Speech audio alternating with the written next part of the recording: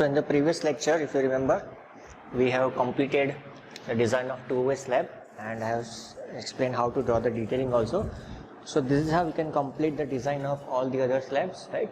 Next is to design of a beam, right? So in this is our problem plan, and this is our problem plan which we are trying to design. This is G+3 story, a plan that we are trying to design, right? So in this I am going to explain you one typical design of beam and others are similar. So you can follow the similar steps. So in this we are going to design this continuous beam 18, 19 and 20. So design of beam be 18, 19 and 20, right? So before starting the design we need to assume certain data for that. So we need to assume the size of beam, right? So width of beam we generally assume as 230 mm. Why we assume this? This is because mainly generally the width of wall or width of main wall, if you see in your building, is generally 9 inch, that is 230 mm. So to avoid the mismatching of the dimension on site, so we are using the width as 230 mm, right? Then next is we need to assume the depth of beam. We need to assume the depth of beam. So assume the depth of beam. Initial assumption, for initial assumption we need to check this L by D ratio. We need to check this L by D ratio. So for our case, the length of typical length of our beam, maximum length is 6 meter. So this L by D for continuous is 26.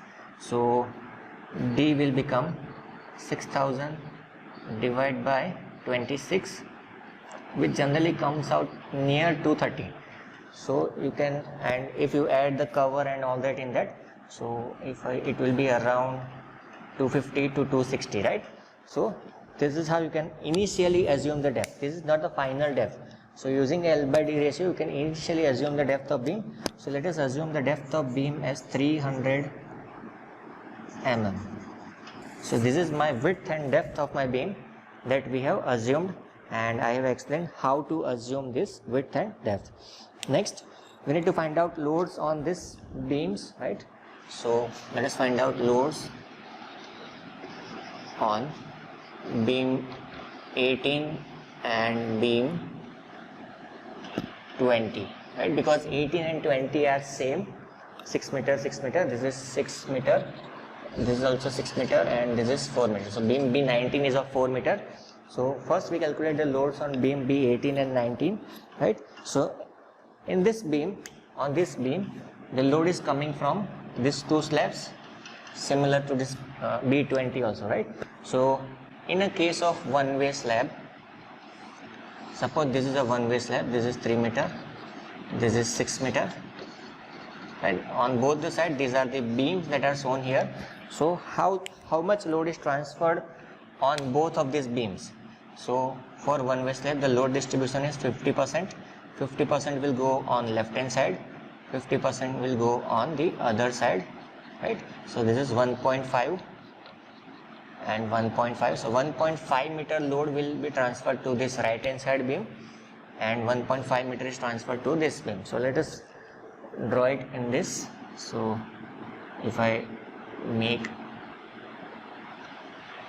dotted line, so this much area of load is going to be transferred on B18 from left hand side, and similarly on the right hand side 1.5 and 1.5 both the sides. So total is 3 meter. So total slab load of 3 meter is going to be transferred on my beam B18, right? So first load is the sulfate of slab. So before calculating the load we need to calculate the sulfate of slab, how much it is given. So to calculate sulfate of slab we know the value of the depth of one-way slab. In the previous first step that we calculated, it is 0.115. 0.115 multiplied by 25 is the density of concrete. So if you calculate this, you get your answer as 2.875 kilonewton per meter square. This is the sulfate of slab. We are yet not transferring this load. This is just the sulfate that we have calculated for 3 meter span. Then floor finish load.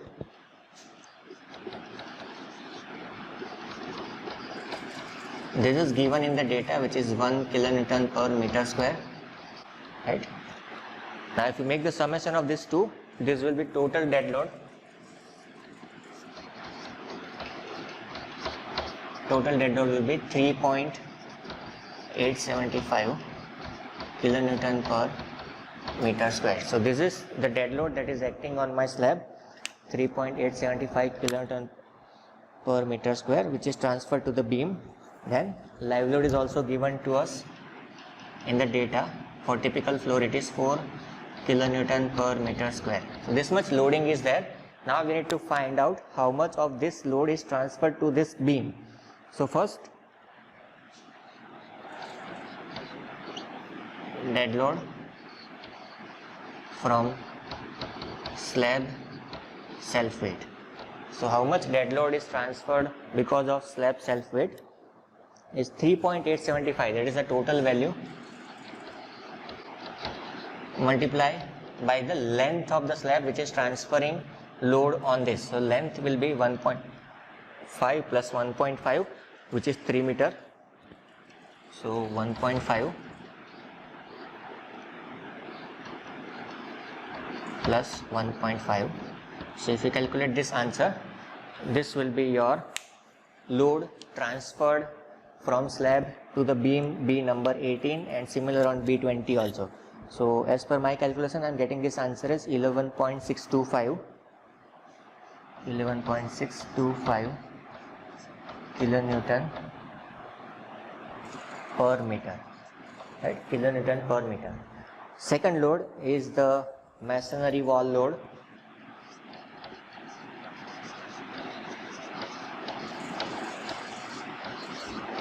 Load coming from masonry wall. So if in the architectural plan it is given that there is a masonry wall above this, right? So if you can read in the data, there is a data in this, it is given that width of external wall and width of internal wall. So this is an internal wall.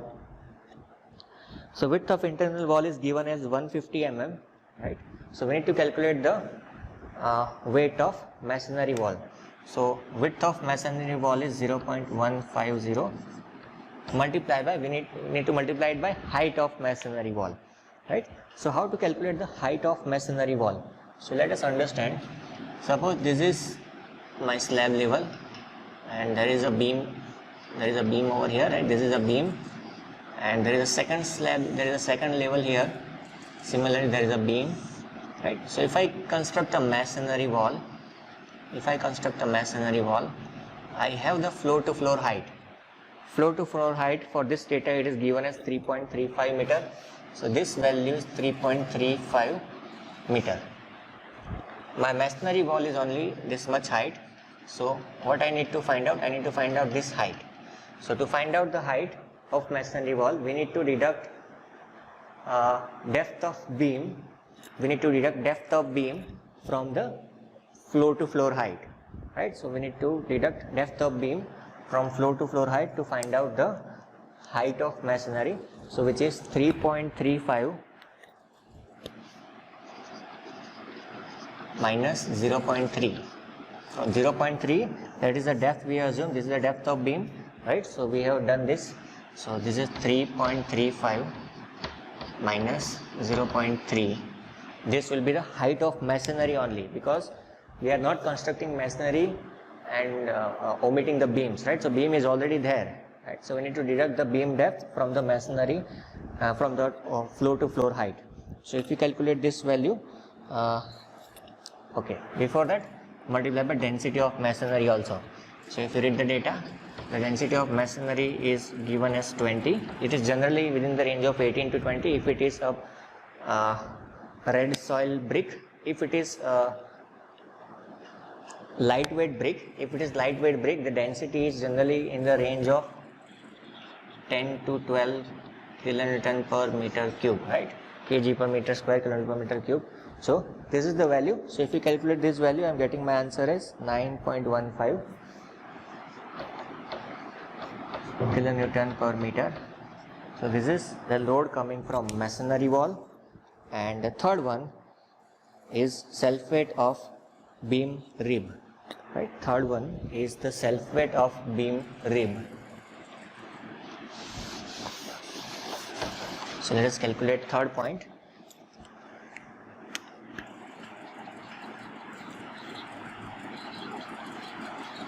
Self weight of beam rib. Now what is the meaning of beam rib? What is the meaning of beam rib? So suppose if I draw the same thing over here that I had drawn previously, this is my beam, right? So this is a slab and beam are both casted monolithically together, right? These both are casted together, right? So if I consider total height of my beam, it includes the slab width also, right? So whatever depth is remaining after the slab, so this depth, it is called beam rib. This depth is called beam rib because this much depth self weight is already considered in the slab area. Okay, this is already considered in the slab area, so remaining is the portion which is called beam rib, and we need to calculate the self weight of that beam rib also, right? So it is simple. I hope you are able to understand this. So how to calculate this? We need to find out the area. So the beam dimension we already assumed, so 0.23 multiplied by this height, beam rib height, multiplied by beam rib height. So we need to deduct the slab depth from the overall depth. So overall depth is 300 mm that we have assumed, minus slab depth we have found out as this 0.3, right? 0.3 minus 0.115 multiplied by density of concrete. 0.3 minus 0.115 multiplied by density of concrete, that is 25. So if you calculate this answer, this comes out to be 21.835. No, sorry, not 21, it is 1.06, sorry. 1.06 kilonewton per meter. And now we need to make the summation of all these three loads, right? We need to do the summation of all these three loads, so which will give me total dead load is 1 plus 2 plus 3. So now the answer is 21.835.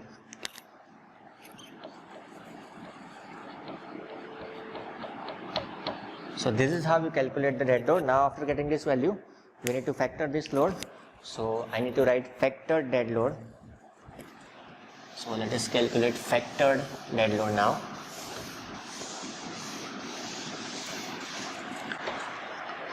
Next is factored dead load.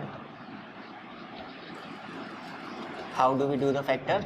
Multiply by 1.5. So 1.5 multiplied by 21.835. If you calculate this answer, this comes out to be 32.75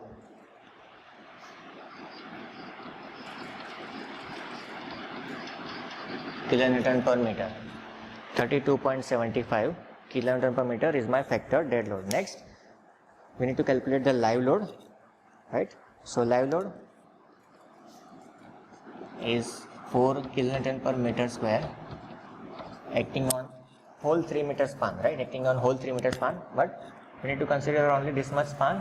So it is again 1.5 plus 1.5 multiplied by 1.5 plus 1.5, ultimately it is 3 meter only, right? So it is 12 kilonewton per meter.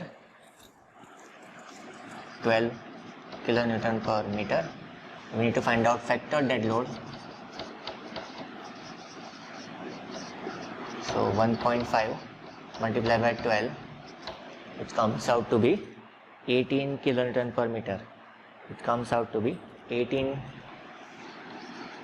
kilonewton per meter, right? So this is how we have calculated the factored dead load on beam B 18 and 20 and factored live load on beam B 18 and 20. Next we need to find out same thing on beam B 19 also. So next let us find out load on beam B 19. Load on B19. Right. So if you see this, for this beam B19 on both the sides we have two-way slabs, right? So in the two-way slab the load distribution is like this. On shorter span we have triangular load distribution, and on longer span we have trapezoidal load distribution, right? On this side also, on shorter span, we have triangular load distribution, and on longer span, we have trapezoidal load distribution. So this is how the load gets distributed in case of two-way slab. In case of two-way slab, this is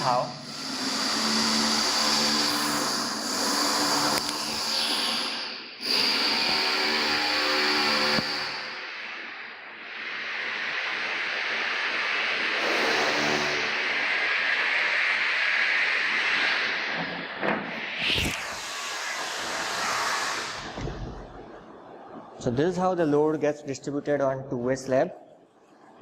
Okay. So for B19, we need to find out this triangular area which is transferring the load, right? So let's do that. So it will carry a triangular load of two-way slab from both the sides, right? It will carry a triangular load which is shown here, a triangular load from both the side. So first we need to find out dead load of slab plus floor finish.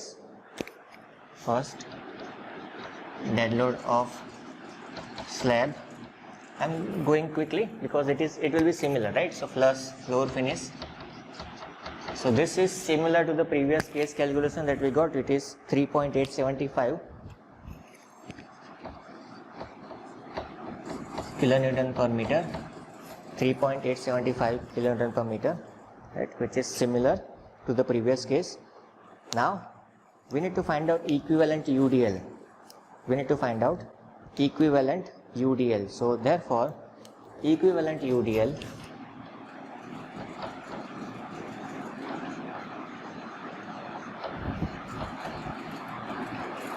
so you must have studied in your previous semester that equivalent UDL is WLX divided by 3. For triangular portion, it is WLX divided by 3. Now for one triangle, it is WLX by 3 because it is acting on both the sides. Multiply by 2. Multiply this by 2. So now we know the value of W. It is 3.875. LX is 4. Right. So 3.875 multiply by 4 multiply by 2 divide by 3.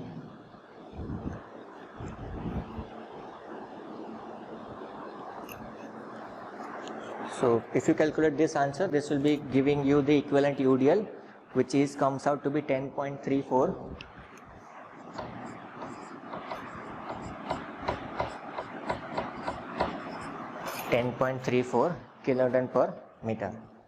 This is the first equivalent UDL due to sulfate of slab and floor finish. Second, we need to find out the load of masonry. It will be similar to the previous calculation. Second is masonry weight.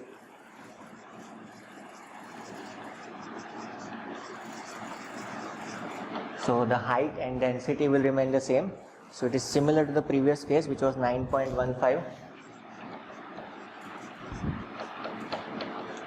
Then third one is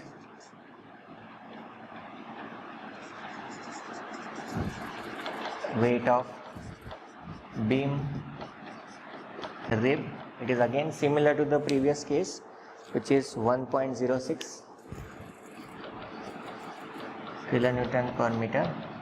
Then we need to find out total dead load is summation of 1 plus 2 plus 3, which comes out to be 20.55 kilonewton per meter. Then we need to find out factor dead load. So factor dead load is 1.5 multiplied by 20.55. This will comes out to be 30.82 kilonewton per meter. So this is how the factor dead load is achieved. Next, we need to find out the live load.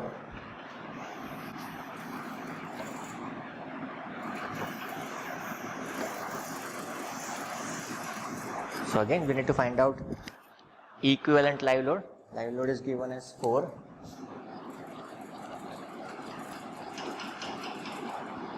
Right, so equivalent UDL for live load is again W into Lx by 3 multiplied by 2, because we have two sides. Here the W will change, 4 multiplied by 4 divided by 3 multiplied by 2, right? So quickly calculate this value, which comes out to be 10.66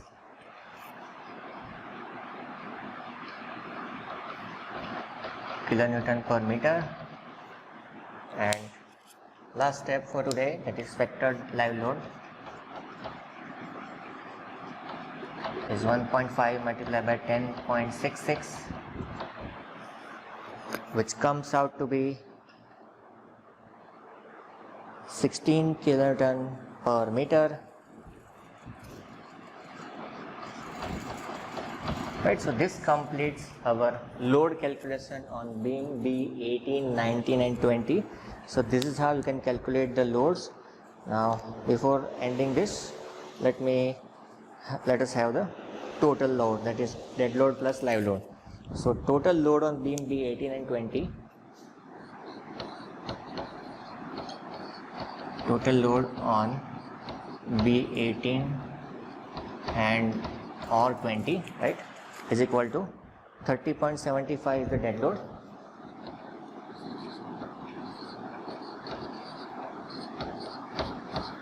plus live load that we got as 18, right, 18 is the live load. So if you do the summation of both these values, you get this value as 50.75 kilonewton per meter.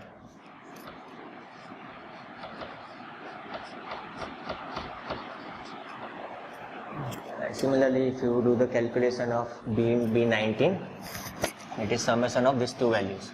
But here we are more concerned about the maximum value. So maximum value we are getting in the beam B18 and 20. Right. So with this we end our session here. Right. So we'll move forward in the next lecture. Right. So thank you so much for watching this, and please go through all the previous videos if you have not gone through. Right. If you are liking these videos, please don't forget to like this video and also share it with your friends, and do not forget to subscribe my channel and hit the bell button so that you do not miss out any future uploads.